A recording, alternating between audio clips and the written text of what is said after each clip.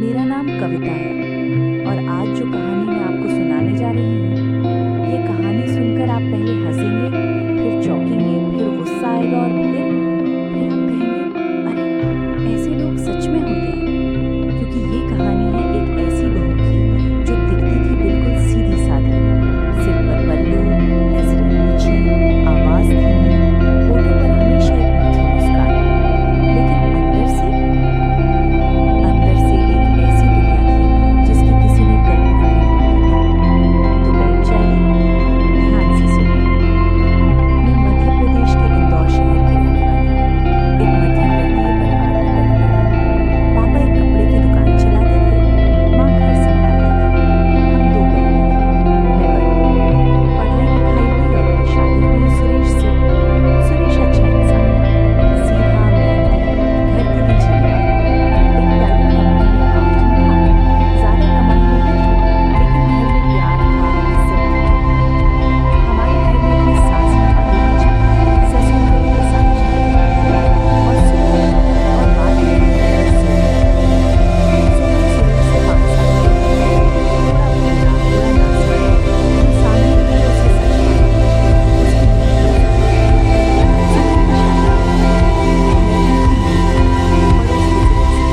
एक साधारण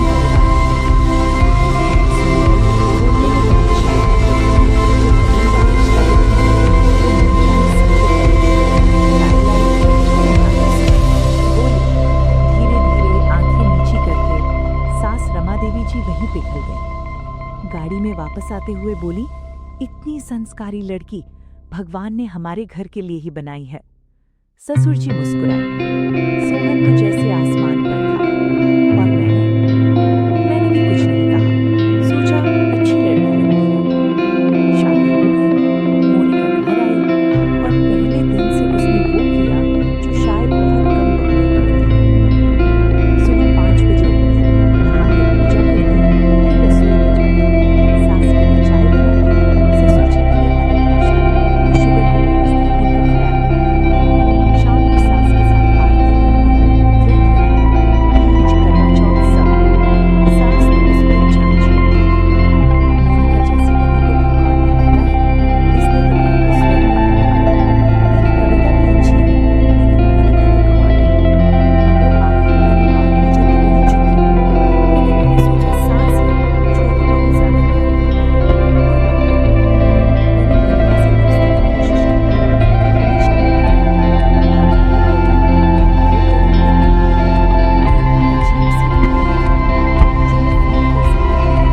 थी, लेकिन समझ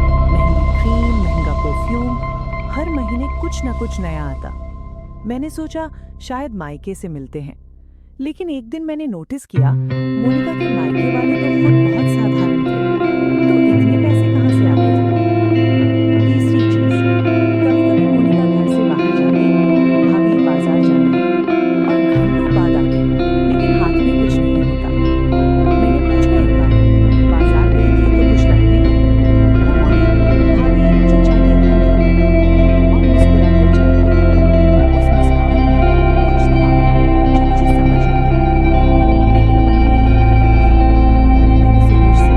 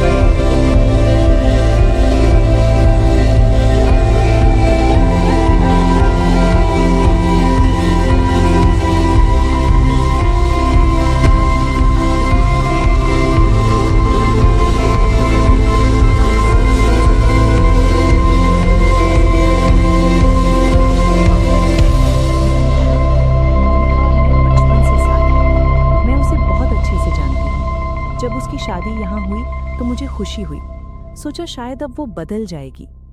मैंने पूछा, बदल जाएगी मतलब? गीता ने कहा, भाभी जी, मोनिका ये धंधा शादी से पहले से करती है और मुझे डर है कि शादी के बाद भी वो रुक गई। लेकिन मुझे समझ आ गया। कमरे में सन्नाटा छा गया। मेरे हाथ से चाय का कप गिरते गिरते बजा। गीता ने कहा, मैंने उसे बहुत समझाया, लेकिन वो नहीं मानी। और अब यहाँ भी मुझे लगता है उसने आगे नहीं बढ़ा। मोनिका आ गई। गीता को देखकर उसका चेहरा एक पल के लिए बदला। फिर उसने मुस्कुराकर कहा, अरे गीता, तू कब आई? गीता ने मेरी तरफ एक बार देखा और मैंने उसकी आंखों में पढ़ा। अब आप जानती हैं, बाकी आप समझो। उस रात मैं बहुत देर तक सो नहीं पाई। मन में तूफान था। एक तरफ सास की खुशी, घर का माहौल, सोहन की जिंदगी। दूसरी तरफ वो सच जो मेरे दिमाग में घूम रहा था।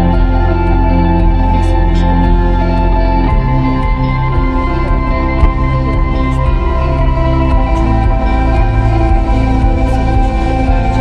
बिना किया, पुरानी दोस्ती हो गई। झूठ बोलने लगा। एक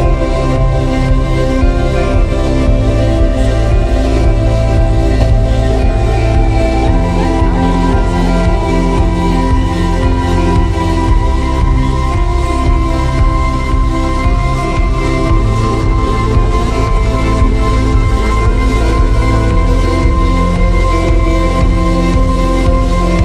सुरेश मुझे जो सास कमरे में थी। सोहन घर में आया और सीधे अपने कमरे की तरफ गया। दरवाजा खोला और वहां जो था वो देखकर उसके पैरों तले जमीन खिसक गई। मोनिका के कमरे में एक अनजान आदमी था। सोहन एक पल जम गया।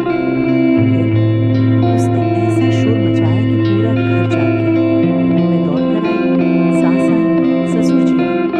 वो आदमी भागने की कोशिश करने लगा, लेकिन सोहन ने दरवाजा बंद कर दिया। पुलिस को कॉल किया और मोनिका एक कोने में खड़ी थी। मैंने नहीं चिल्लाई, न माफी मांगी, बस एक ठंडी नजर से सबको देखती रही, जैसे उसे कोई फर्क नहीं पड़ता था। सास रमा देवी जी, जो उस पर जान छिड़कती थी, जो कहती थी भगवान ने बनाई है हमें, वो वहीं बैठ गई जमीन पर। उनकी आंखों में आंसू थे। मैं बस यही कह रही थी, मैंने इसे बेटी समझा, बेटी समझा। उनकी आवाज टूट रही थी। वो पल, एक पल मेरे गले में बंद गई। पुलिस आई, जांच हुई और जो सामने आया वो सुनकर मेरा दिल घबरा गया। मोनिका ने कहा, वो शादी से पहले से कर रही है और शादी के बाद उसने बंद नहीं किया। उसका कहना था, वो बाजार जाकर किसी के घर और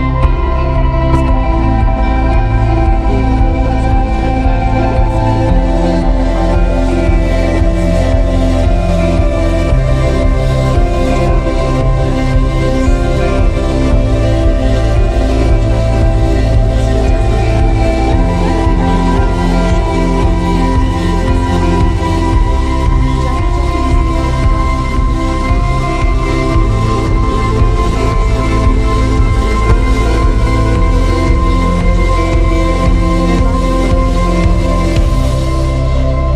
इतना गहरा सन्नाटा कि सांस लेने में भी तकलीफ होती थी। सोहन एक कोने में बैठा था। उसकी आंखें सूनी थीं। वो इंसान जो हमेशा हंसता रहता था, जो भोला था, मासूम था, वो एक रात में बदल गया था। मैं उसके पास गई, उसका कंधा थामा। उसने मेरी तरफ देखा और बस इतना कहा, भाभी, मैंने उसे बहुत प्यार किया। वो आगे नहीं बोल पाया और मैं क्या कहती, बस उसके पास बैठी रही। अगले कुछ दिन बहुत मुश्किल थे। पड़ोसी बातें करते थे, रिश्तेदार आते थे। सच में दुख में कुछ तमाशा देखना। सास बाहर नहीं निकलती थी, खाना नहीं खाती थी। ससुर जी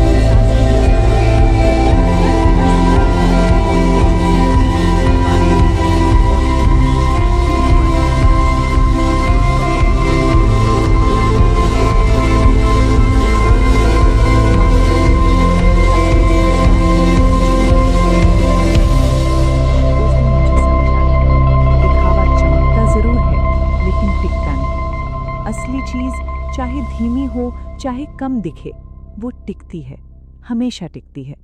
और जो इंसान दिखावे का नकाब पहनकर चलता है